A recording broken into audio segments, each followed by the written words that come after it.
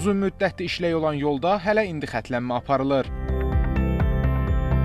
Söhbət paytaxt ərazisində nəqliyyatın sürətli hərəkəti olan Böyükşor Pirşağı yolundan gedir. Həmin yolun Kürdəxanı qəsəbəsinə dönən hissəsində nəqliyyat vasitələrinin sürətlərinin azaldılmasında çətinlik yaranır. Bu da ərazidə qəza şəraitinin yaranmasına, hətta qəzaların baş verməsinə gətirib çıxarır. Dayandığımız bu yer Böyükşor Pirşağı yolunun Kürdəxanı qəsəbəsinə ayrılan hissəsidir.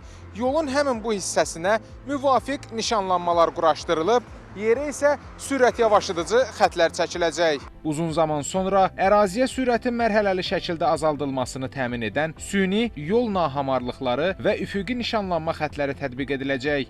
Sürücülərin sözlərinə görə yolun bir müddətli istifadədə olmasına baxmayaraq, yoldan ilk dəfə istifadə edən şəxslər qarşılaşacaqları sərt yol ayrıcından xəbərsiz olurlar. Bu da sürücülərdə çaşqınlıq yaradır.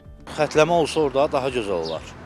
Daha yaxşı olar ki, xətt çəksinlər, sürücülər də rahat, biz də rahat orada maşın istifadə edib, rahat gedib, rahat gələ bilərik. Amma orada pavorot sərt pavorotdur. Oradan təzə yoldan gələndə biz kəndimizə girmək üçün orada sürət birdən-birə 70, 70, 90, 90-dan düşür 70-ə, sonra düşür 60-a belə. Yəni orada yenə deyirəm, xətlənmə olsa, işarə olsa daha yaxşı olar.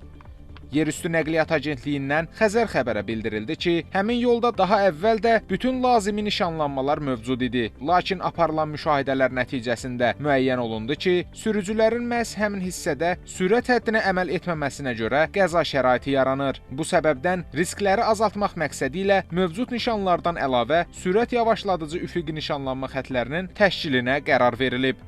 Elbrus Kərimli, Samir Qasımov, Xəzər xəbər.